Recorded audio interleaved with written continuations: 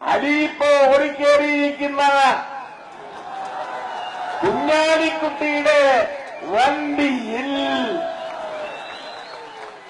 നിന്ന് പോലീസ് ഒരു നാൾ പിടിച്ച് അവരുടെ വണ്ടിയിൽ കയറ്റുമ്പോൾ ഞാൻ വെറുതെ കയറിയതാണെന്ന്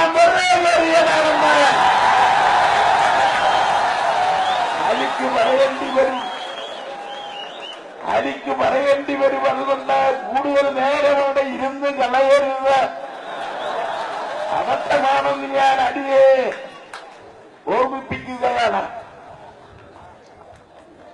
ഇങ്ങനെ കേരളത്തിന്റെ പൊതുമുതൽ വെട്ടിത്തിന്നുന്നവരും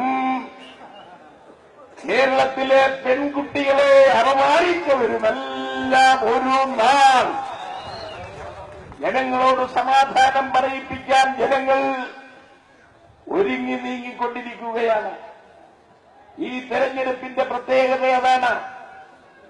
മുൻ തെരഞ്ഞെടുപ്പുകളിൽ നിന്ന് ഈ തെരഞ്ഞെടുപ്പിനുള്ള